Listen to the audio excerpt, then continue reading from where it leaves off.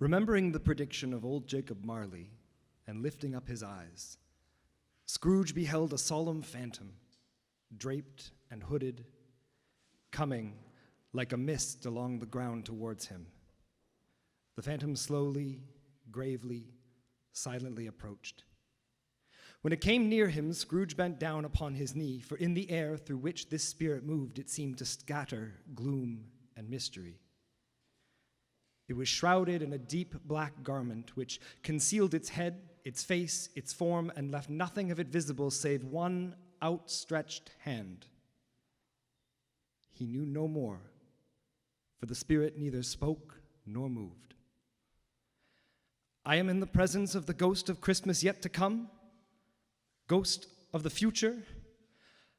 I fear you more than any specter I have seen. But as I know your purpose is to do me good, and as I hope to live to be another man from what I was, I am prepared to bear your company and do it with a thankful heart. Will you not speak to me? It gave him no reply. The hand was pointed straight before them. Lead on, the night is waning, and it is precious time to me, I know. Lead on, spirit. They scarcely seemed to enter the city, for the city rather seemed to spring up about them. But there they were, in the heart of it, on change amongst the merchants. The spirit stopped beside one little knot of businessmen. Observing that the hand was pointed to them, Scrooge advanced to listen to their talk. No, said a great fat man with a monstrous chin. I don't know much about it either way. I only know that he's dead. When did he die? Inquired another. Last night, I believe. Why? What was the matter with him? I thought he'd never die. God knows, said the first with a yawn. What has he done with his money? Asked a red-faced gentleman. I haven't heard, said the man with the large chin. Company, perhaps. He hasn't left it to me, that's all I know. Bye-bye. Scrooge was at first inclined to be surprised that the spirit should attach importance to conversation apparently so trivial, but feeling assured that it must have some hidden purpose, he set himself to consider what it was likely to be. It could scarcely be supposed to have been bearing on the death of Jacob, his old partner, for that was past. And this ghost province was the future. He looked about in that very place for his own image, but another man stood in his accustomed corner, and though the clock pointed to his usual time of day, for being there he saw no likeness of himself among the multitudes that poured in through the porch. It gave him little surprise, however, for he had been revolving in his mind a change of life, and he thought and hoped he saw his newborn resolutions carried out in this. They left this busy scene and went into an obscure part of the town, to a low shop where iron, old rags, bottles, bones, and greasy offal were bought by a gray-haired rascal of great age who sat smoking his pipe. Scrooge and the phantom came into the presence of this man just as a woman with a heavy bundle slunk into the shop. But she had scarcely entered when another woman, similarly laden, came in too, and she was closely followed by a man in faded black. After a short period of blank astonishment in which the old man with the pipe had joined them, they all three burst into a laugh. Let the charwoman alone be the first, cried she who had entered first. Let the laundress alone be second, and let the undertaker's man alone be the third. Look here, old Joe, here's a chance, if we haven't all three met here without meaning it. You couldn't have met in a better place. You were made free of it long ago, you know, and the other two ain't strangers. You have all got to sell. What have you got to sell? Half a minute's patience, Joe, and you shall see. What odds, then? What odds, Mrs. Dibbler? Said the woman. Every person has a right to take care of themselves. He always did. Who's the worse for the loss of a few things like these? Not a dead man, I suppose. Mrs. Dibbler, whose manner was remarkable for general agreement, said, No, indeed, ma'am. If you wanted to keep him after his dead, a wicked old screw, why wasn't he natural in his life? If he had been, he'd have had somebody to look after him when he was struck with death instead of lying gasping out his last there alone, by himself. It's the truest words that ever was spoke. It's a judgment on him. I wish it was a little heavier judgment, and it should have been. you may depend upon it, if I could have laid my hands on anything else. Open that bundle, old Joe, and let me know the value of it. Speak out plain. I'm not afraid to be the first, nor afraid for them to see it. Joe went down on his knees for the greater convenience of opening the bundle and dragged out a large and heavy roll of some dark stuff. What do you call this? Bed curtains? Ah, bed curtains. Don't drop that oil upon the blankets now. His blankets? Whose else do you think? He isn't likely to take cold with them, I dare say. Ah, you may look through that shirt till your eyes ache, but you won't find a hole in it, nor a threadbare place. It's the best he had, and a fine one, too. They'd have wasted it by dressing him up in it if it hadn't been for me. Scrooge listened to this dialogue in horror. Spirit, I see, the case of this unhappy man might be my own. My life tends that way now. Merciful heaven, what is this? The scene had changed, and now he almost touched a bare, uncurtained bed. A pale light rising in the outer air fell straight upon this bed, and on it, unwatched, unwept, uncared for, was the body of this plundered man unknown. Spirit, let me see some tenderness connected with a death, or this dark chamber spirit will forever be present to me. The ghost conducted him to a poor Bob Cratchit's house, the dwelling he had visited before, and found the mother and the children seated round the fire. Quiet. Very quiet. The noisy little Cratchits were as still as statues in one corner and sat looking up at Peter, who had a book before him. The mother and her daughters were engaged in needlework, but surely they were very quiet. And he took a child, and he set him in the midst of them. Where had Scrooge heard these words? He had not dreamed them. The boy must have read them out as he and the spirit crossed the threshold. Why did he not go on? The mother laid her work upon the table and put her hand up to her face. The color hurts my eyes, she said. The color? Ah, poor tiny Tim. They're better now again. It makes them weak by candlelight, and I wouldn't show weak eyes to your father when he comes home for the world. It must be near his time. Past it, rather, Peter answered, shutting up his book. But I think he has walked a little slower than he used these few last evenings, Mother. I have known him walk with Tiny Tim upon his shoulders very fast indeed. And so have I, cried Peter. Often. And so have I, exclaimed another. So had all. But he was very light to carry, and his father loved him so, and it was no trouble, and there is your father at the door. She hurried out to meet him, and little Bob in his comforter, he had need of it, poor fellow, came in. His tea was ready for him on the hob, and they all tried who should help him to it most. Then the two young Cratchits got up his knees, and laid each child a little cheek against his face, as if they said, "Don't mind it, Father. Don't be grieved." Bob was very cheerful with them, and spoke pleasantly to all the family. He looked at the work upon the table and praised the industry and speed of Mrs. Cratchit and the girls. They would be done long before Sunday, he said. Sunday? You went today then, Robert? Yes, my dear, Robert returned Bob. I wish you could have gone. It would have done you good to see how green a place it is. But you'll see it often. I promised him that I would walk there on a Sunday.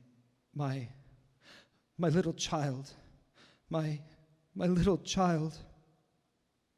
He broke down all at once. He couldn't help it. If he could have helped it, he and his child would have been further apart, perhaps, than they were. Spectre, said Scrooge, something informs me that our parting moment is at hand. I know it, but I know not how. Tell me, what man was that, the covered face whom we saw lying dead? The ghost of Christmas yet to come conveyed him to a dismal, wretched, ruinous churchyard. The spirit stood amongst the graves and pointed down to one. Before I draw nearer to that stone to which you point, answer me one question. Are these the shadow of the things that will be, or are they the shadow of the things that may be only? Still, the ghost pointed downward to the grave by which it stood. Men's courses will foreshadow certain ends. to which if persevered in they must lead, but if the course be departed from, the end will change. Say it is thus with what you show me. The spirit was immovable as ever. Scrooge crept toward it, trembling as he went, and following the finger read upon the stone to the neglected grave his own name, Ebenezer Scrooge. Am I that man who lay upon the bed? No, spirit. Oh, no, no, spirit, hear me. I am not the man I was. I will not be the man I must have been, but for this intercourse. Why, show me this if I am past all hope. I assure me that I may yet change these shadows you have shown me by an altered life. For the first time, the kind hand faltered. I will honor Christmas in my heart and try to keep it all the year. I will live in the past, the present, and the future. The spirits of all three shall strive within me. I will not shut out the lessons that they teach me. Oh, tell me that I may sponge away the writing on this stone. Holding up his hands in one last prayer to have his fate reversed, he saw an alteration on the phantom's hood and dress. It shrunk, collapsed, and dwindled down into a bedpost. Yes, and the bedpost was his own, and the bed was his own, and the room was his own. Best and happiest of all, the time before him was his own to make amends in. He was checked in his transports by the churches ringing out the lustiest pearls he had ever heard. Running to the window, he opened it and put out his head. No fog, no mist, no night, clear, bright, stirring, golden day. "What's today?" cried Scrooge, calling downward to a boy in Sunday clothes who perhaps had loitered in to look on him. "Eh? What's today, my fine fellow?" "Today? Why, it's Christmas Day." "It's Christmas Day. I haven't missed it. Hello, my fine fellow." "Hello. Do you know the poulterers in the next street but one at the corner?" "I should hope so." "An intelligent boy, a remarkable boy. Do you know whether they've sold the prize turkey that was hanging up there? Not the little prize turkey, the big one." "What, the one as big as me?" "What a delightful boy. It's a pleasure to talk to him. Yes, my buck, it's hanging there now." "Is it? Go and buy it." "Walker!" exclaimed the boy. No, I'm in earnest. Go and buy it and tell him to bring it here, that I may give them the direction where to take it. Come back with the man and I'll give you a shilling. Come back with him in less than 5 minutes and I'll give you half a crown. The boy was off like a shot. "I'll send it to Bob Cratchit's. He shan't know who sent it. It's the size of Tiny Tim." The hand in which he wrote the address was not a steady one, but write it he did, somehow, and went downstairs to open the street door, ready for the coming of the poulterer's man. It was a turkey. He could never have stood upon his legs, that bird. It would have snapped him short off in the minute, like sticks of sealing wax. He dressed himself all in his best, and at last got out into the street. The people were by this time pouring forth as he had seen them with the ghost of Christmas present, and walking with his hands behind them, Scrooge regarded every one with a delighted smile.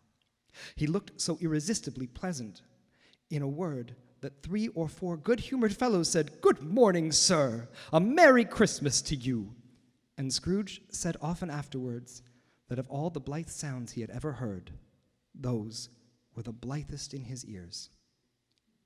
In the afternoon, he turned his steps towards his nephew's house.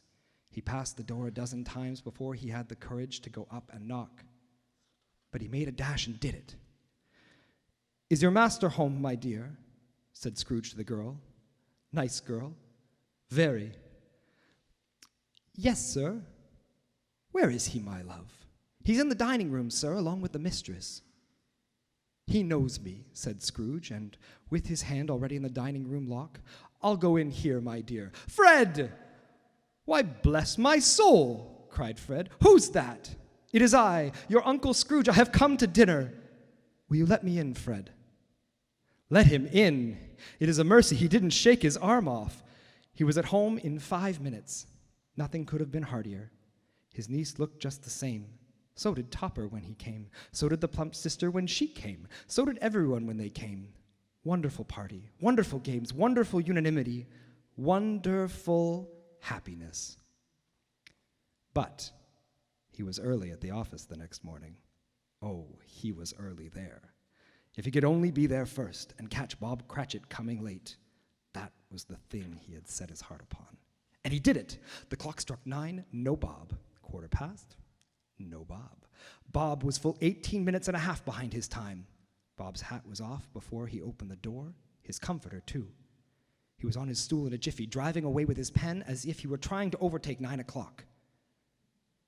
"Hello," growled Scrooge in his accustomed voice, as near as he could feign it. "What do you mean coming in here at this time of day?" I'm very sorry, sir. I'm behind my time." "You are?"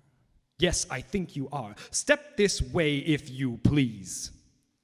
It's only once a year, sir. I shall not repeat it. I was making rather merry yesterday, sir." "Now, I'll tell you what, my friend. I am not going to stand this sort of thing any longer, and therefore," Scrooge continued, leaping from his stool and giving Bob such a dig at his waistcoat that he staggered back into the tank again, "and therefore, I am about to raise your salary." Bob trembled and got a little nearer to the ruler. "A Merry Christmas, Bob," said Scrooge, with an earnestness that could not be mistaken as he clapped him on the back. "A merrier Christmas, Bob, my good fellow, than I have given you for many a year. I'll raise your salary and endeavor to assist your struggling family, and we will discuss your affairs this very afternoon over a Christmas bowl of smoking bishop, Bob. Make up the fires and buy a second coal scuttle before you dot another I, Bob Cratchit." Scrooge was better than his word. He did it all and infinitely more. And to Tiny Tim, who did not die, he was a second father. He became as good a friend, as good a master, and as good a man as the good old city knew, or any other good old city, town, or borough in the good old world. Some people laughed to see the alteration in him, but his own heart laughed, and that was quite enough for him. He had no further intercourse with spirits, but lived in that respect upon the total abstinence principle ever afterward. And it was always said of him that he knew how to keep Christmas well if any man alive still possessed the knowledge. May that be truly said of us and all of us. And so as Tiny Tim observed, God bless us, everyone.